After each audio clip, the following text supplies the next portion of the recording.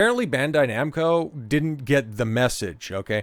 They haven't seen the tonal shift that everybody's kind of done with all of this DEI woke coding in games that they have, okay? This stuff wasn't popular. It ended up damaging an otherwise incredible remake with Dragon Quest III. The Type A, Type B voice options instead of just having male and female. Who likes this stuff? Who are you trying to appeal to? And especially when you're going back and rewriting history with this remake of Freedom Wars, like, why are you putting this stuff in the trailer, okay? At least eagle-eyed viewers had to suss out the pronouns and avowed through people's early access gameplay. You had to wait and see how awful the character creation suite was going to be for Dragon Age the Veilguard when there was a walkthrough on that one. But Bandai Namco's out here just putting this stuff out on blast after everybody has roasted this stuff and it has resulted in diminishing returns. Why do you do this? You didn't have to hurt yourself like this. Are you okay? Do you need some help? But the new trailer for Bandai Namco's Freedom Wars Remastered reveals updated character creator, adds Type A and Type B voice options.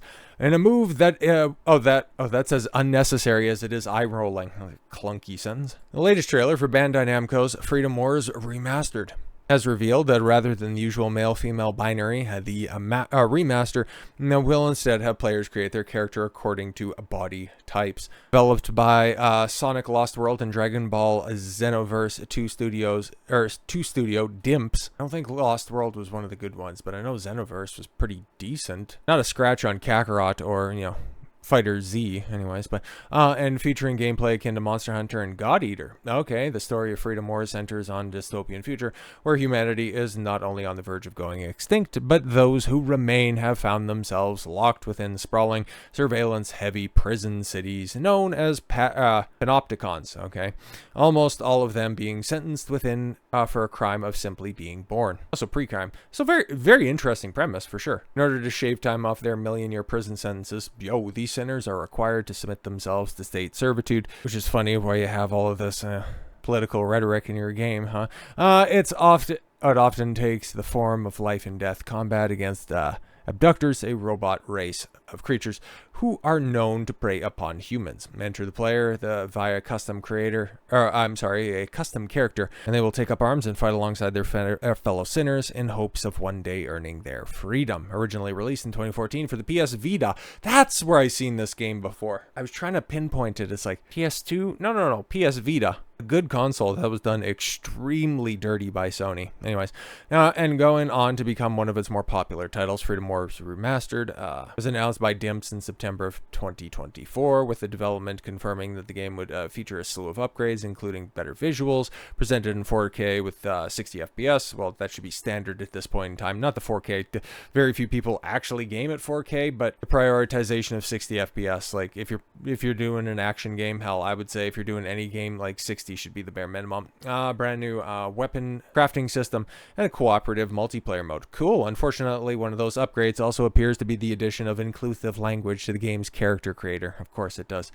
This change was first revealed on January 8th, courtesy of the game's system trailer, as hosted by the mascot and protagonist of Panopticon, the blue-hatted, microphone-wielding, and speaker system wearing bear by the name of Percy Propa. Essentially serving as a video walkthrough of the updates and improvements made to the game's original build, the trailer eventually turned to discuss Freedom Wars Remastered new character creator features, including various voice options. Players can give their sinners respective accessories, a cyber warden companion assigned to each prisoner.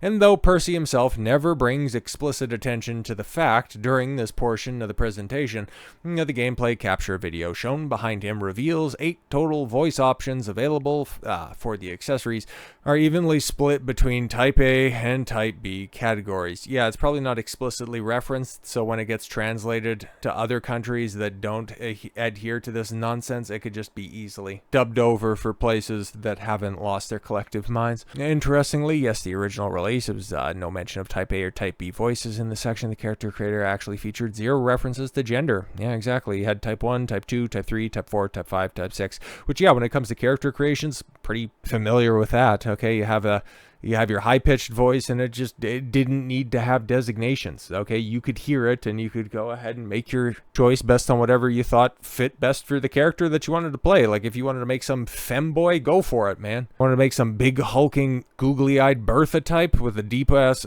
Michael Clark Duncan voice? Go for it. Just, why do you need to cram this stuff in there? It's so goofy, man. It appeals, it really does appeal to nobody, and we've seen it play out time and time before. It goes through the meat grinder of getting roasted, and it never ends up helping your bottom line. Point to one specific example where any of these diversity initiatives have actually made for a better game. You can't find them. It either detracts to a minimal amount where it doesn't end up hindering the overall experience, or it's a Dragon Age the Veilguard type situation where things just fundamentally get changed because of ideological brain rot. And it's really driven home that players overwhelmingly vote to keep RPG a video game character genders male and female in an online poll from Lords of the Fallen developer. Somebody who has been very active on social media recently, okay, Marek Tymiński. Recently talked about him when it came to his pledge that a studio isn't going to be working with any DEI initiatives. He's come back around, and hopefully he's learned from the mistakes of the release of Lords of the Fallen, because, bro, that game kind of fell off harder than, well, activists pushing for all of these Type A and Type B bodies. The poll posed the following question to gamers. In a medieval fantasy action RPG experience, what do you prefer to choose between? We will follow the final result. Okay, the options were Type A, body type A, body type B, male or female, or none of the above. Body type AB is seen as the gender politics option. It allows players to select a traditionally masculine or feminine body type without assigning a gender to it. The option is typically paired with mandatory pronoun selection. The Lords of the Fallen infamously used as gender model previously. Oh, really? They use Type A and Type B. Interesting. Okay. And as you can see, and of course it's an informal poll, but getting over 46,000 participants, that's not bad. That's not bad at all. So 88% of respondents, meaning that, 9% of people, can't account for trolls, but at least 9% of people, if we're taking their earnest responses, want that type of shit. Yeah, I don't think so, bro. Overwhelming rejection of the Type A and B sends a very clear message to game development community. It demonstrates a strong player preference for traditional male and female character selection. Yeah, not having to think about gender, sexual preference when it comes to people fighting in a much more primitive society. Like, it makes no sense at all whatsoever, okay? Unless you're doing like a globe-trotting affair, why does it look like central casting at an old McDonald's, even though they've recently got rid of their DEI policies? Like, what the hell is going on here? There is an entire societal shift, and this is even ahead of the return of the king on Monday. And for the first time in a very long time, we might actually see a bit of a course correction. Now, obviously, if we do away with all of this gender and sexual proclivity nonsense, it's just going to end up returning back to what it was before all of this stuff by pedestalizing women and telling them that they can't do any wrong and that women can get things done better than men, and plus they can do it in heels.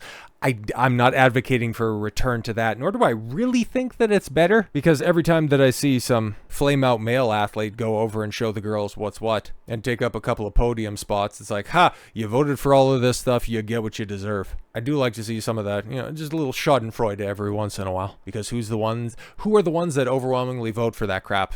Yeah, exactly. And so removing all of that type of coded language, using all of this emphasis on stuff that doesn't matter, that just actively detracts from your game.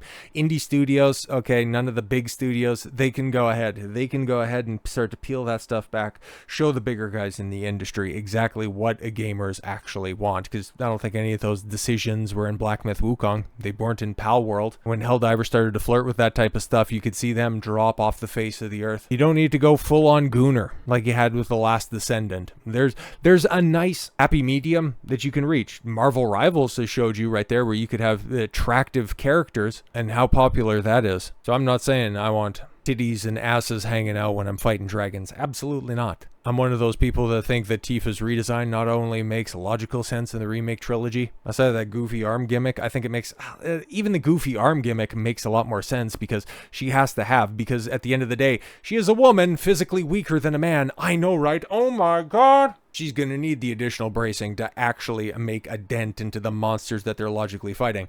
Now it's just trying to work around the whole thing of, one of your main characters walking around with a gun on his hand that selectively works in battle, but when it comes to cutscenes, nobody ever treats it like, holy shit, that guy's got a gun on his arm. But I digress. Moving back to something, I don't know, that at least the vast majority of people can agree on is the correct direction for the gaming industry. If we could go back to, I don't know, listening to the consumers, that would be fantastic, instead of trying to force ideas, force opinions, force agendas that just clearly do not work. Bandai Namco, you got a big problem on your hands. Hopefully you can figure things out before Bad Wolves gets their actual dark RPG out in order to wash away the bad taste that the likes of Dragon Age the Veilguard left in everyone's collective memory. But to be fair, nobody played the game, so nobody remembers much of it. So with all that said, thank you all very much for the gift of your time. I've been Don Consuelo. I want you to follow your gut and get after it. Take care, everyone.